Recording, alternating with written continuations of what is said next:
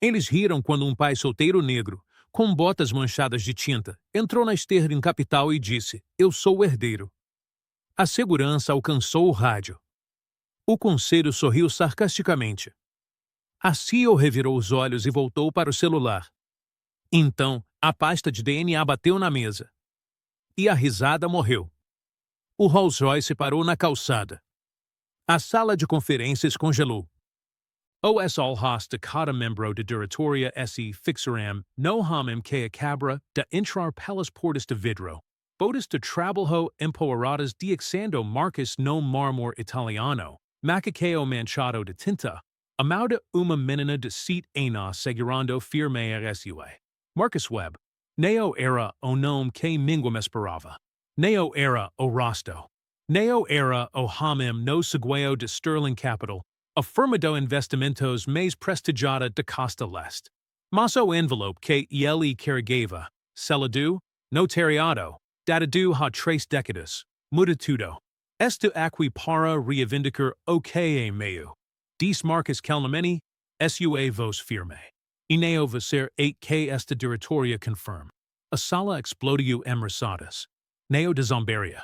Confuses. Esta era uma reunião da emergência de diretoria, convocada por que Edmund Sterling, o fundador e acionista controlador, havia morrido 3 dias atrás com testamento que ninguém conseguia encontrar. De repente, esse homem, completo estranho em macacao, chega reivindicando uma herança. Como uma criança, os dedos de Amara se apertaram em torno de Mauda Marcus.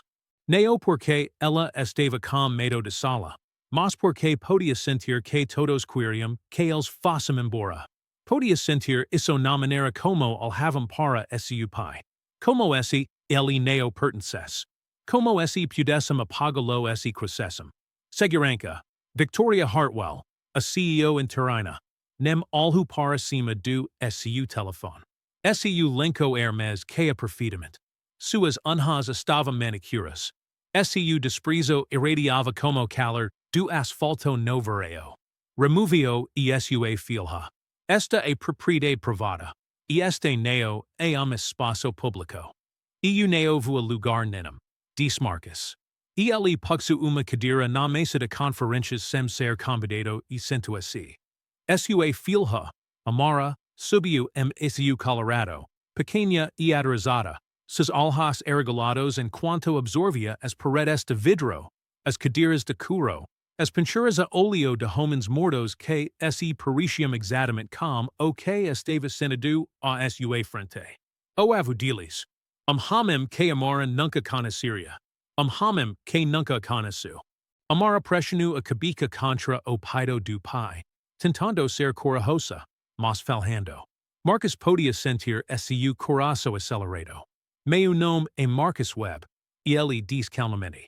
Sou o filho biológico de Edmund Sterling. Antes de você chamar a segurança novamente, sugiro que leia isso. E ele deixou o envelope sobre a mesa de magno. E ele deslizava pela superfície polida e parou diretamente em frente a Victoria. O ambiente ficou completamente silencioso. Isso é impossível, Victoria diz friamente. Sua voz aguda como vidro quebrado. Edmund Sterling nunca teve filhos. E ele foi casado uma vez, brevemente, na casa dos 20 anos. Neo teve filhos des casamento. E certamente nunca teve uma criança com ninguém fora do seu casamento. Todos sabem disso. E ele me teve, Marcus diz. Com minha mãe, Patricia Webb. Ela foi seu primeiro amor. Ela era bonita, inteligente e completamente inadequada de acordo com seus padrões. Eles se conheceram na universidade. Ela trabalhava como zeladora para pagar sua educação. Edmund era o herdeiro desta empresa. O relacionamento deles durou ano antes que seu pai descobrisse e amicas desertá-lo. Amara se mexeu seu Colorado. Seus pequenos dedos segurando a gola de sua camisa.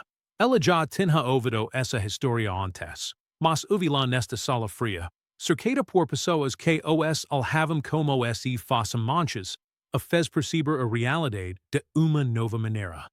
Dos membros do conselho, hamem mais velho com alhas gentis chamado James Chunt, se inclina para frente.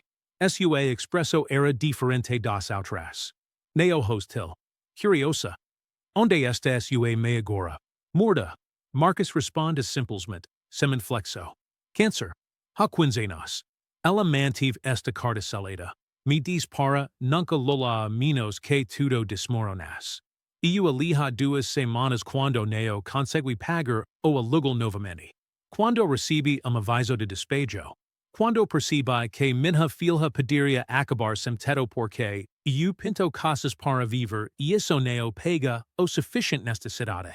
Ele neo diz isso como amargura o eu autopide. Ele diz como feito. Como algo que ele havia aceitado há muito tempo e aprendido a conviver. Ela mantive esta carta salada. Marcus continua, sua voz firme. Diz-me para nunca lola menos que tudo desmoronas. Eu alija duas semanas quando neo consegui pagar o aluguel novamente. Quando recebi aviso de despejo. Quando percebi que minha filha poderia acabar sem teto porque eu pinto casas para viver e isso neo pega o suficiente nesta cidade. Victoria abriu o envelope com o cuidado deliberado de alguém manuseando uma bomba que ainda poderia detonar. Sua expresso mudou à medida que ela lia, passando de choque para raiva e para algo que parecia medo. Ela leu 3 vezes, então passo para James sem uma palavra. James leu devagar, cuidadosamente, ajustando os óculos 2 vezes. Esse rosto ficou mais solene a cada linha. Quando terminou, olhou para Marcus com uma expresso que sugeria que ele o estava vendo pela primeira vez. Realmente vendo. Esta carta, James diz cuidadosamente, é manuscrita e notarizada. Alega que Edmund Sterling teve filho com Patricia Webb em 1986, antes de su casamento com Veronica Sterling. Alega que Edmund fez despósitos formais para essa criança em trust, gerido por escritório de advocacia independente, com condições específicas de que esse Edmund Morris sem filhos legítimos de su casamento, a parte controladora seria transferida para su filho biológico. Isso é uma falsificação. Victoria respondeu imediatamente. Edmund nunca faria algo tal tolo. Isso é obviamente golpe. Estelionato. Este homem é criminoso tentando extorquir dinheiro desta empresa. Edmund fez isso, veio uma voz de porta. Uma mulher idosa com cabelos prateados estava lá. Uma maleta de couro em suas mãos. Margaret Yates, a advogada original da família Sterling, foi trazida especificamente para verificar o testamento. O que ninguém nesta sala sabia era que Margaret conhecia Marcus há 3 décadas. Margaret, a voz de Victoria se tornou aguda, perigosa. O que é isso? O que você está fazendo aqui? Estou aqui para confirmar a verdade. Diz Margaret, caminhando lentamente a mesa. Eu redigi o testamento de Edmund em 1987, 6 meses depois que Marcus nasceu. Edmund estava aterrorizado com o que su pai diria se ele reconhecesse a criança. Su pai era de uma família rica, com valores tradicionais. Tudo isso significava que ele teria deserdado Edmund na hora. Então, Edmund criou trust, o protegeu legalmente, me fez guardia do segredo e me jurou confidencialidade at sua morte. E ele pagou as contas médicas de Madame Marcus, sua educado, os cuidados do enfermagem do sua mãe. Tudo, de forma anônima. Porque ele os amava. Porque ele era homem melhor em particular do que jamais foi em público. Ela poxa documentos, selos legais, décadas de registros de pagamento documentados em detalhes meticulosos, transferências bancárias, recibos médicos, pagamentos de mensalidades escolares. Tudo cuidadosamente rastreado. Neo, Victoria levanta-se abruptamente. Sua cadeira voando para trás. Isso é impossível. Este homem é estranho. Olhe para ele. Olhe para aquela criança. Ela neo é de família. Ela neo pertence aqui. Nós temos os olhos dele. Amara diz suavemente do Colorado de su pai. Todos os adultos na sala se viram para encarar a criança. Ela estava certa. Os olhos eram inconfundíveis. Verde polido com manchas douradas correndo por eles como veias de metal precioso. A marca de família Sterling. A assinatura genética que nenhuma quantidade de dinheiro ou poder poderia negar. Papai me mostrou a foto do vovô Edmund. Amara continua. Sua voz pequena mas firme. Nos temos os mesmos olhos. Nos parecimos. Marcus pressionou a mal contra as costas do Amara. Ela foi tão corajosa ao entrar neste prédio. Tão assustada e corajosa ao mesmo tempo. Isso é uma questão legal. James diz cuidadosamente. Sua voz cortando atenção. Sei o que Margaret diz a verdade, e esses documentos são autênticos. Eles estão documentados. Margaret interrompe. Registros bancários que remontam a 3 décadas. Registros médicos. Uma carta que Edmund escreve para Marcus no dia que nasceu. Nunca enviada, mas notariada. Guardada no cofre do meu escritório desde 1986. Ela abriu envelope envelhecido. Cuidadosa com o papel frágil dentro. A caligrafia de Edmund, elegante e precisa, preenchia a página. Para meu filho Marcus, no dia do seu nascimento, Margaret Lou M. voz alta. Neo sei se você algum dia lira isso. Neo sei se sua me secretly dirá que eu existo. Mas quero que você saiba que foi amado. Que foi desejado. Que se eu façam hamem mais corajoso. Eu o reivindicaria publicamente. Gritaria seu nome de cada telhado. O apresentaria como meu filho sem desculpas ou vergonha. Mas neo sou tão corajoso. Sou fraco. Eu escolhi a reputação de minha família vez da honestidade. Escolhi riqueza, poder e status vez do amor e integridade. E esse será meu maior arrependimento o dia que eu morrer. Então, vez disso, estudando isso para você. Neo dinheiro, neo status, neo uma herança que corrompa alma. Mas o conhecimento de que sua existência dua sua me mim algo genuíno, a mundo construído, sobre mentiras e pretensos. Você é a prova de que o amor pode existir mesmo lugares onde neo deveria sobreviver. Onde é proibido, onde é vergonhoso. E isso te torna mais valioso do que tudo que construi nesta empresa. A sala estava absolutamente silenciosa agora. Victoria olhou para Marcus com uma nova hostilidade. Neo desprezo, mas medo. Mesmo que isso seja legal. E tenho certeza de que você neo pode simplesmente entrar nesta empresa e assumir o controle. Você neo tem experiência negócios. Você é Ela hesitou, procurando palavras que neo a fizessem sur exatamente como o que ela era. Pintor, Marcus completou para ela. Sua voz completamente calma. Eu pinto casas para viver. Está fazendo isso há 2 anos. Comecei meu próprio negócio há 5 anos com empréstimo que ainda está pagando. Faco cerca de 60,000 por ano se tiver sorte. O que é apenas o suficiente para pagar o aluguel e a mensalidade da escola de Amara, na maioria dos meses. É isso que você a dizer? Exatamente, diz Victoria friamente. Você não tem credenciais para esta posição. Nenhuma experiência. Nenhuma educação finanças ou gesto de negócios. O conselho nunca permitirá que carpinteiro neo qualificado assuma o controle de uma empresa de bilhão de dólares. Eu neo sou carpinteiro, corrija Marcus. Sou pintor. E sim, está desqualificado. Você está certa sobre isso. Mas o conselho neo tem escola tem? O conselho absolutamente tem uma escola. Retricu Victoria. Neo. Diz Margaret, ajustando os óculos. Els neo tem. De acordo com o testamento de Edmund, que posso provar que é autêntico, esse hover herdeiro biológico legítimo, essa pessoa se torna automaticamente o acionista controlador. Você pode lutar contra isso, mas vai perder. Edmund se certifica disso. Vamos exigir test de DNA. Diz Victoria, com a voz elevada. Claro, diz Marcus calmamente. EU esperava isso. Vim preparado.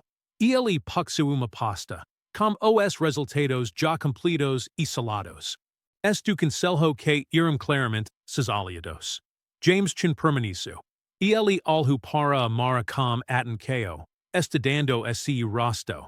Ses alhos. A maneira como ela esse agravare pai. Enteo. Ele alhu de volta para marcas com algo que esse assimilhava a respeto.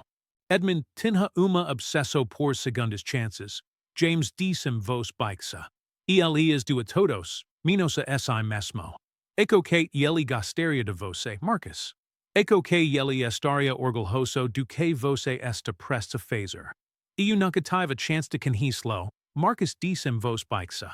Sua mau esse apertu nas costas do amara. Ela também neo. Neo, James concordo. Mas talvez você faça melhor. Você já está fazendo. O primeiro mes foi brutal. Marcus participou de reuniões de diretoria que mal entendia, caias de números, contratos, relatórios de risco e gráficos que nunca tinha visto antes.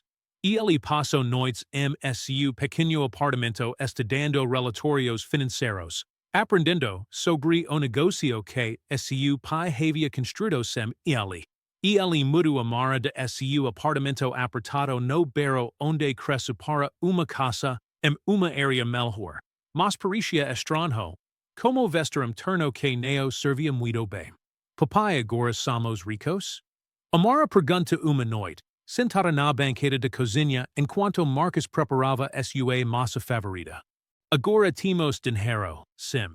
Diz Marcus com cuidado. Mas isso neo é o mesmo que ser rico. Ser rico é mais complicado do que isso. Por quê? Amara, sit enos e implacavelmente lógica. Porque o dinheiro muda as pessoas. Faz com que elas esquecam o que realmente importa. Faz com que tenha medo de perder poder vez de pensar ajudar as pessoas que precisam. Ele mexu o molho lentamente. Edmund tinha tudo o dinheiro do mundo, e eu nunca o conheci. Isso neo paris rico para mim. Isso paris vazio. Amara considera isso como a gravidade de uma criança assumindo pensamentos do adulto. Você vai mudar, papai? Você vai se tornar como eles. Marcus se ajolho e puxu a filha para perto, pressionando sua testa contra dela. Vou tentar neo mudar. Isso é tudo o que qualquer de nós pode fazer. Minha menina. Nós tentamos. 3 meses após sua aquisição, a diretoria convocou uma reunião de emergência especial. Uma crise havia se desenvolvido. Dos seus principais investimentos, uma empresa de desenvolvimento imobiliário, havia ocultado enormes violacos ambientes. A EPA estava presta a expor tudo. A Sterling Capital poderia perder milhões. A medida prudente é liquidar imediatamente. Diz Victoria, agora rebaixada, mas ainda influente, friamente do outro lado da mesa de conferências. Corte nossas perdas antes que o escândalo chegue. Vamos nos recuperar dentro do ano, talvez menos. Assim que os negócios funcionam. Vamos ganhar dinheiro. Diz Marcus vos baixa. Vendendo para alguém que enfrentará essas perdas vez de nós. Exatamente. Responde Victoria com sorriso cruel. É exatamente assim que os negócios funcionam, Marcus. É isso que Edmund entendo. É isso que todo empresário de sucesso sabe. Enteo meu pai entendo algo que eu não entendo. Diz Marcus. Ele puxu arquivos na tela de sala de conferências. Eu investiguei esta empresa. As violacos neo são apenas ambientes. Elas são perigosas. O prédio que estão desenvolvendo, aquilo na Riverside? Isso está subindo no bairro onde cresce. Onde fica a escola do Amara. 2 quadras de lá. 3 quadras de onde costumávamos viver. Ele alhu para cada membro do conselho, fazendo contato visual. Se liquidarmos, alguém mais compra este projeto e termina de qualquer forma. O prédio ainda será construído. Apollo Akeo ainda acontece. O perigo ainda existe. Mas a empresa que está pagando por isso neo somos nós. Então neo é nosso problema. Isso está querido, diz Victoria. Isso é negocio. Neo, Marcus se levantou. Isso é covardia. Esse tipo de pensamento mata minhame. Ela passou a vida toda limpando a bagunça de pessoas como você, pessoas que acreditavam que, desde que neo tivessem que ver o dano, neo importava. Meu pai nunca conheceu sua filha porque escolheu riqueza e reputação acima de tudo. E o neo va fazer isso. Neo va ensinar a amar que sua integridade é algo à venda. ELESE vira para James, que estava assistindo, em silencio. E se concertássemos isso em vez disso? Concertar isso? Victoria Rio. A que custo? Mais do que eu gostaria, Marcus admitiu. Está fazendo contas desde as duas de manhã. Neo dorme. Mas tenho em pleno. Poderíamos remediar os problemas ambientes, fortalecer a integridade estrutural, fazer certo. Construí-lo adequadamente. Isso nos custaria entre 20 e 25 milhões de dólares. Isso é insano. Victoria se levantou abruptamente. O conselho nunca aprovará isso. Você está jogando lucro fora para fazer ponto. Isso não é negocio. Isso é ego. O conselho responde mem. Marcus diz simplesmente. Ele estava aterrorizado, completamente fora de sua profundidade, mas também estava certo. E eu aprovo. A sala explodiu em protestos, mas Marcus já havia feito o cálculo. Isso não era uma decisão de negocios. Isso era teste, não de sua perspicácia empresarial, mas de seu caráter. E ele preferiria perder dinheiro do que perder a si mesmo. Cis do lucro. Uma história que desafia tudo o que Wall Street acreditava sobre negocios. Mas o que ninguém na mídia sabia era o que aconteceu no dia em que o projeto foi oficialmente concluído. Marcus true amara para a cerimônia de dedicação. Eles estavam no seguio do novo Patricia Webb acreditava que toda vida importa. Que a dignidade não pode ser comprada ou vendida. Esse amor é a única muda que tem valor. Este prédio foi construído para honrar essa crenca. Os alhas de Marcus esse interim de lágrimas.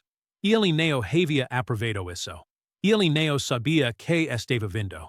James Chin havia feito isso. Em uma conversa tranquila após o conselho aprovar o projeto de remediação, James sugeriu que eles nomeassem parte do prédio em homenagem a de Marcus. E Marcus, muito emocionado para falar, apenas nu como cabica. Quem é Patricia Webb? Amara perguntou, embora já fosse velha o suficiente para entender a resposta. Sua avó. Diz Marcus, ajolhendo sua bisavó. Ela foi a razão pela qual estou aqui. Ela foi a razão pela qual sou seu pai. Ela foi a pessoa mais importante de minha vida. E eu acho que ela teria amado você como tudo o seu coração. Amara o abraço com força. Sem esse importar como os reporters ou as câmeras. Apenas uma garota e seu pai, conectados por sangue e sacrifício, e o legado de uma mulher que morreu acreditando que não havia deixado nada para trás. Mas ela havia.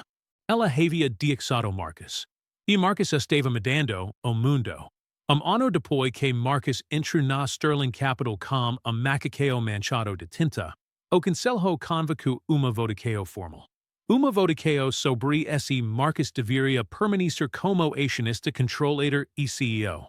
Victoria Hartwell vinha pedindo sua remoco meses, construindo alianças, preparando seu caso, insistindo que ele era emotional demais, idealista demais, não suficientemente pragmático para as exigências das finanças internacionais. A votação foi 9-2 a favor de Marcus. Apenas dois votos dissidentes. Apenas dois membros do conselho ainda acreditavam que o lucro importava mais do que o propósito. James Chin fica para trás após a conclusão da reunião. Os outros membros do conselho serão silenciosamente, evitando o contato visual com Marcus. Victoria já havia saído, assumido uma posição em outra empresa. Uma que não se importava como recuperação ambiental ou habitação acessível. Ela foi, diz James simplesmente. Assumiu uma posição na Henderson Global. Dois de seus apoiadores foram com ela. Desculpe, diz Marcus. Eu sei que você considerava uma amiga. Eu considerava, admitiu James. Por muito tempo.